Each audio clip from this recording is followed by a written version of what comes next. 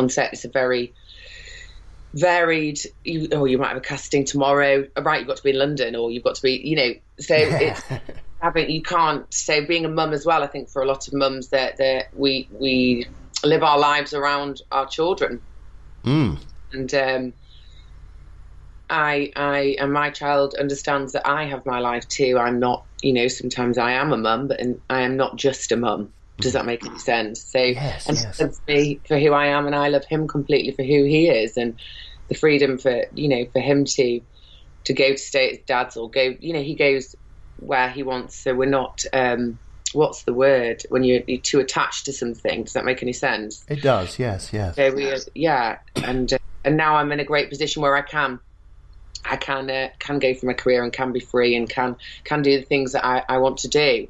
Because I think that's difficult sometimes for women as well in their careers, and they have that almost in a turmoil, in a conflict of, well, if I have children, will I be able to do my job? Or if I have, and then obviously if they're a single mother, it adds onto that even more.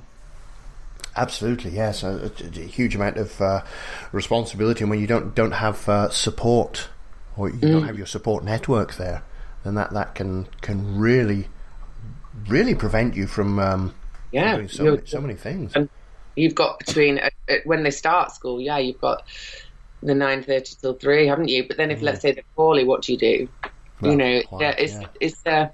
So yes, it's a wonderful journey now. I'm in a great place now, but so I did basically shut down to thinking I couldn't do, be, or have what my dreams once were.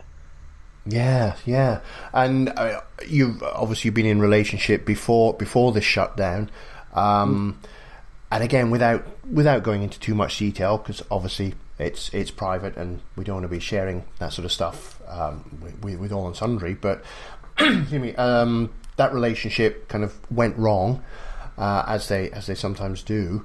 Kind of how did that affect you? How did you start viewing life as a result? Massively. I mean, it was a really and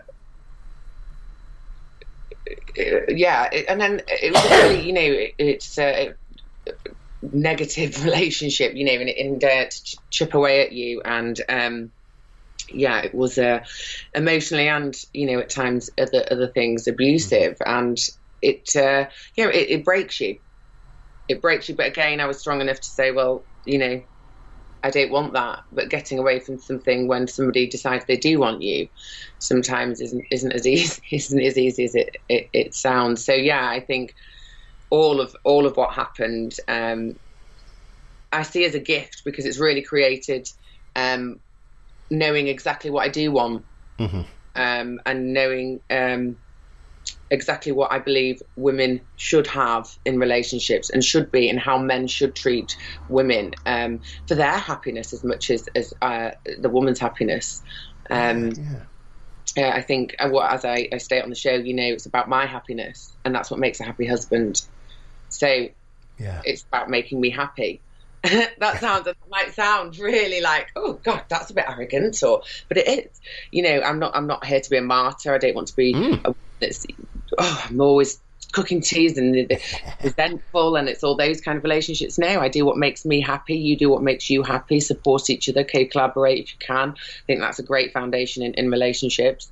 If you have a passion you both work towards, and and it's an equality of a non-judgment of I guess basking in the incredible difference of who they are and how they bring themselves to the table, rather than fear, which I think runs a lot of relationships, and fear and codependency and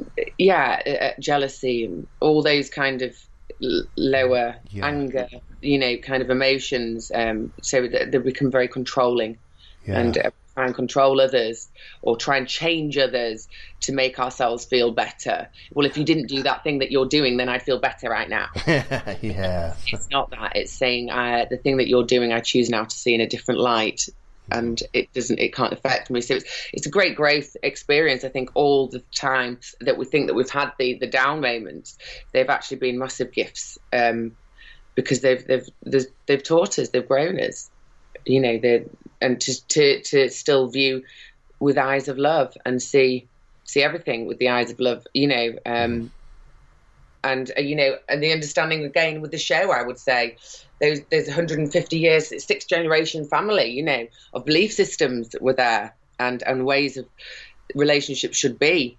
So of course, somebody standing in the power and saying, well, I want this kind of relationship. They are going to, you know, somebody who's held on to those beliefs for so long is going to get angry. The else is saying, well, I want this. And they're kind of like, well, you don't, why should you have that? I haven't had that. Do you see what I mean? I've had, why should you not have to do that? Yeah. And it's me saying, because that wouldn't make me happy. I do what makes me happy. That's simply why. Yeah. Deal. I mean, yeah, I think you touched on something really important there. You say that a key thing for you in a relationship is that you need to do things that make you happy. And there are very often people will sort of say, oh, I can't do that to make me happy. I've got to focus on the other person. But anytime that happens, I always think back to anytime you're on a plane and they go through the emergency briefing and they say that if the cabin loses pressure, the oxygen masks will drop down. What is it they say to you? Always put your own mask on first before you put the mask on anyone else. So true. Yeah, because if you don't put your own mask on first, you'll then pass out, because you pass out through a lack of oxygen very quickly. So if you don't put your own mask on first, you're then going to be completely unable to put the mask on any of the children or anyone else who's with you. And you cannot help them at all when you've passed out through lack of oxygen. Whereas I think that's such a valid point, because I think, or even me now, hearing that story, I always think to myself, oh God, but I'd have to put it on the Otis first. And, you know, it's women are almost, there's an inner conflict of, we're brought up to almost serve others, put up second, and then you're hailed as a good woman. Yes.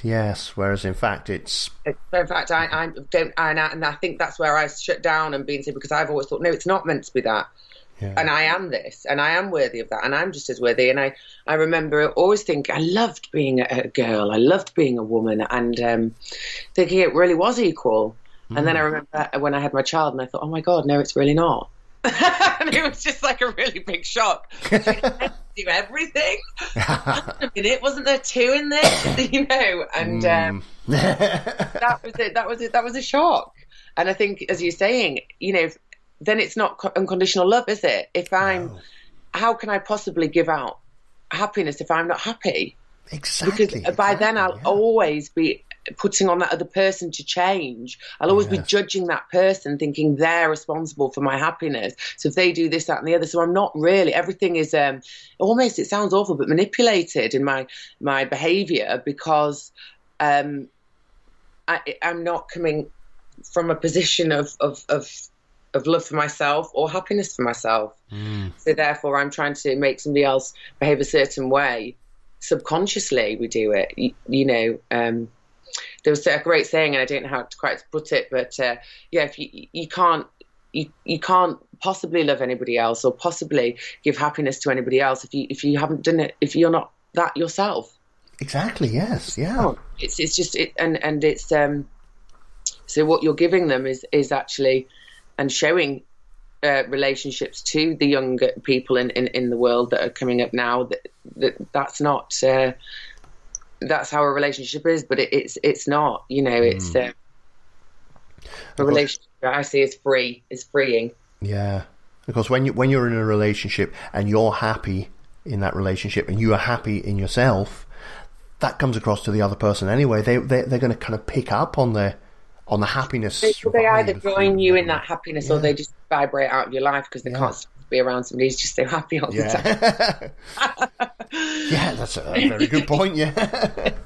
You don't really need to have the argument with them, and even I think, you know, looking at them when they're in a mood, if you're able to look at somebody and smile, because it's really cute, really, isn't it, when they're in a mood, you know, and be in a position when it doesn't affect you, then you're really getting somewhere. Then, you know, things are going to really, really work well for you. Yes. Of course, I guess you mentioned people being in a mood and so on. I guess when you are intrinsically happy in yourself and in the relationship, even when you do have that argument, or even when they are in a bad mood, because we all go through those. But even when that happens, because you are happy in yourself, you can accept. Oh, partner's going through a mood. They're in a bad mood at the moment. Oh well, they'll come out of it. It's not personal because you realise it's not personal to you. Yeah. Personal. So you can cope with it, and it's okay. I'll let them go off and have their sulk and their paddy. I'll be there when they come back for a nice big cuddle and hug afterwards. Yeah, all will be well again. Yeah, you're not going, oh my God, what have I done? And just let me be. Yeah. Let me have my tantrum and everything will be fine. Don't talk to me right now, and then I'll come back and I'll be fine. Yes, yeah. Yes, I can certainly. Yeah, it's allowing, isn't it? It's non-judgment. Yeah. So, and we're not meant to be. It's like I was saying. So for me, I suppose what the person that I was grew the person the absolute strength of my confidence on the show, because of the I suppose the other end of the stick, the shame of wanting that. The shame created the confidence. It's the same stick, isn't it? It's the chaos creates the clarity. It's all part of a bigger picture. Which one's negative? Which one's positive? Yeah. It's they're all needed to create. That is true. That is true. Yeah. Now, one thing that's, it's going to sound big-headed of me, but it's true. One thing that did help you with the show was you and I did some work together all around your confidence and mindset and the emotions and that whole self-doubt and all of that sort of stuff. Do you want to talk us through a little bit about that, sort of what the impact it had on you and how you found the process and everything? Oh, it was. It was absolutely. It was wonderful because even going down to buying some clothes, what am I going to wear? The confidence in that, knowing I hate shopping. Mm-hmm. So I just it sounds silly. Or what does this person? Who is me now? What does this person wear? Who am I? So the confidence in and knowing that and having the and realizing that and saying, do you remember? I remember saying to you, but I don't think I can be a wife or deserve to be a wife because I don't want that life. It was so implemented, and that you give me the confidence to feel I can be a wife, actually. And yes, I can, if that's what I choose, be a great partner to somebody, because I have so much love to give, so much empowerment, and I love uplifting and finding all the skills that I had and being confident in them that weren't, let's say, logical, practical, necessary, formulated skills of what we perceive as a society of what a relationship should look like. And so have the confidence, having you there to support me, I would say, and say, no, you're okay, that's right, you're allowed to feel that, you're allowed to be this person, you're allowed to be you, was the greatest gift I could have ever had, and thank God I had it because I needed it. So it was an absolute gift for me. Yeah, wonderful. Oh, bless you. And I got to ask, because obviously I've experienced all this from my side of it as the one helping you to make all these discoveries and changes. How did you actually find going through the process when we were doing the work together? I guess what I'm asking is, was it scary? Was it fun? Was it easy? Was there trepidation in there? What would you say to someone who's sort of thinking, that all sounds really good, but then I would say, of course there is that. Mm-hmm. There's trepidation in any time that we choose to, I wouldn't say change, I would say reveal, is what you did for me. Nice. You revealed me that was always there. But we just stripped away some layers, so that were no longer needed. Mm-hmm. So yeah, you revealed, and of course there was that. Your brain starts thinking of a million different excuses as to why you can't do it, doesn't it? But it's like, for me, it was almost like something had hit me. This thing had just landed. God knows where it came from. Her mum's seen a newspaper article. The next thing I know, I'm going on. It was like, right, I have to. it's time now. I can't live this life, this existing life that I've been living, and it's time to be free and be me. So